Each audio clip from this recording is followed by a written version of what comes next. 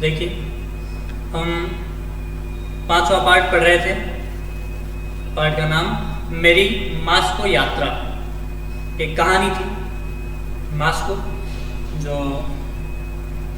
रूस की राजधानी है।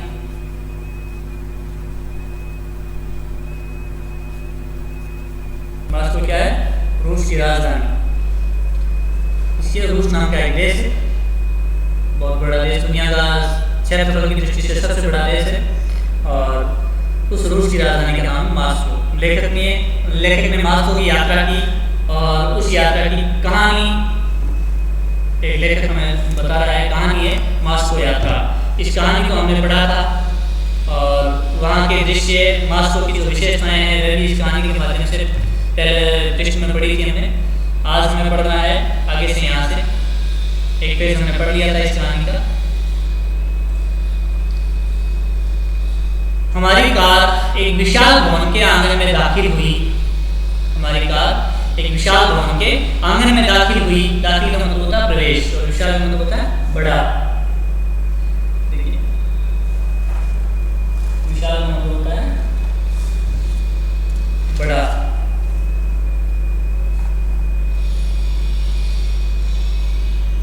दाखिल का मतलब होता है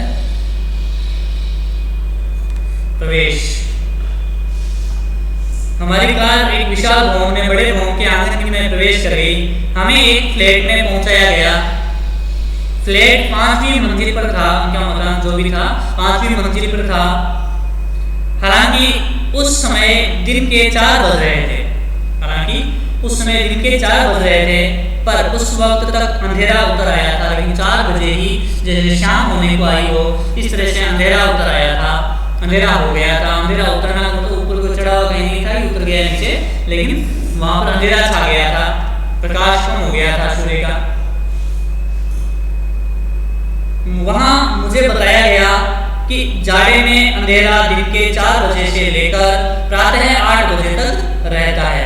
जाड़ा मतलब होता है सर्दी। सर्दी में अंधेरा दिन के 4 बजे से लेकर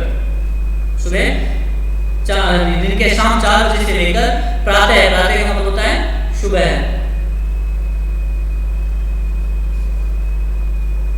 तो सुबह 8 बजे तक रहता है। तो शाम को 4 बजे अंधेरा छा जाता है, सुबह 8 बजे तक रहता है। गर्मियों में रोशनी रात के 11 बजे तक रहती है और प्रातः 3 बजे सूरज निकल आता है। गर्मियों में जो रोशनी होती है वो रात के 11 बजे तक रहती है। रोशनी का मतलब प्रकाश। और कहा जाता है कि सर्दियों में तो वहाँ जाड़ा है, जाड़े के दिनों में तो वहाँ 4 बजे, दिन के 4 बजे अंधेरा छा जाता है, सुबह 8 बजे तक अंधेरा रहता है। गर्मियों में रात 11 बजे तक रोशनी रहती है और प्रातः 3 बजे सूरज निकल आता है। फ्लैट के अंदर गर्मी थी, वहाँ घरों को अंदर से गर्म रखा जाता है। सर्दियों के मौसम में भी गर्मी थी। क्योंकि वहाँ घरों को अंदर से गर्म रखा जाता है। एक दिन मैं अपने भारतीय साथियों के साथ, भारत से गए थे यात्री, तो भारतीय साथियों के साथ ओक्रेना नामक होटल की ओर जा रहा था। यह होटल का नाम कोई कठिन शब्दार्थ नहीं, इसका कोई वहाँ की होटल, रूस की उधर की भाषा में होटल का नाम ओक्रेना नामक होटल की ओर जा रहा था। तभी एक वृद्ध महिला आती हुई दिखाई दी। वृद्ध, बूढ़ी।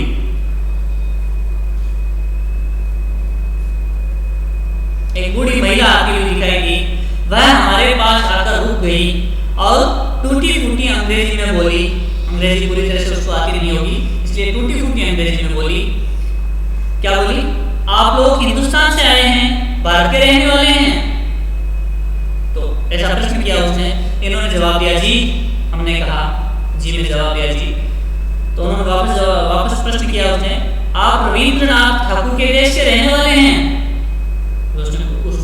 रूस में भी इतनी दूर, हजारों कोसों दूर, वह रविंद्रनाथ ठाकुर को जानती थी।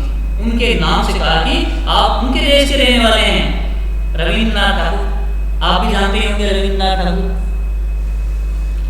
अहो भाग्य, आपसे मिलकर बहुत प्रसन्नता हुई। हमारा सौभाग्य ही आपसे मिले। हम उस देश के निवासियों से मिले, मतलब भारत के लोगों से मिलकर उस महिला को गर्व हुआ। उसने अपने आप को सौभाग्यशाली माना कि आपसे मिलकर हमें प्रसन्नता हुई। उनके मुख से यह सुनकर हमें भारत पर गर्व हुआ, और उनके मुख से जब हमने भारत की प्रशंसा सुनी तो हमें भी गर्व हुआ।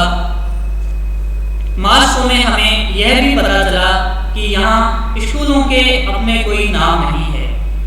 मास्को में गए तो हमें यह भी पता चला जिस तरह से अपने यहाँ स्कूलों के नाम होते हैं अलग अलग, जैसे अपने स्कूल का नाम है 3 स्टार पब्लिक स्कूल, इसी तरह से और भी स्कूल छोटी जैसे हैं, तो उसी तरह से वहाँ स्कूलें हैं लेकिन स्कूलों के नाम नहीं हैं।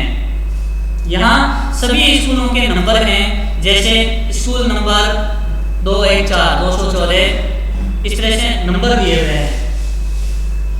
मास्को में हम एक स्कूल देखने गए।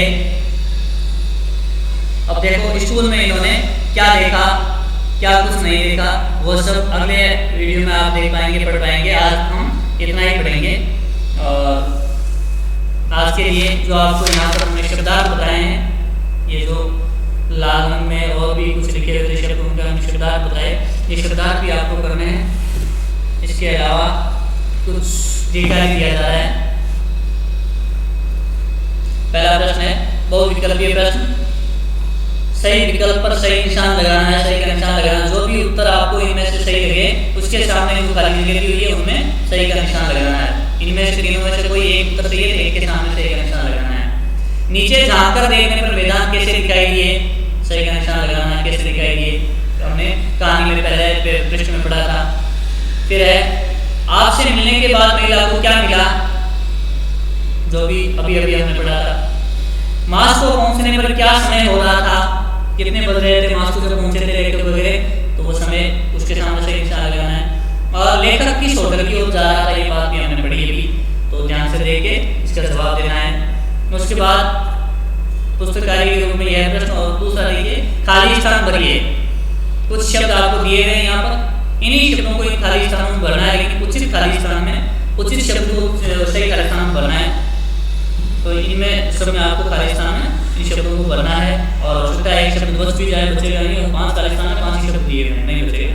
फिर तीसरा प्रश्न, यह भी पुस्तकालय के रूप में सही वाक्य पर सही और गलत पर गलत का निशान लगाना है। वाक्य पढ़ने हैं आपके पाठ के अनुसार, जो हमने पाठ पढ़ा है कहानी पढ़ी, इसके अनुसार ये वाक्य कौन सा गलत है कौन सा सही है। अगर सही हो तो सही का निशान लगाओ सामने, नहीं तो गलत का निशान लगाना है। बस यहीं तक आज के लिए आपका कार्य इतना ही, और ये पुस्तकालय के रूप में है, पुस्तक में नहीं करना है।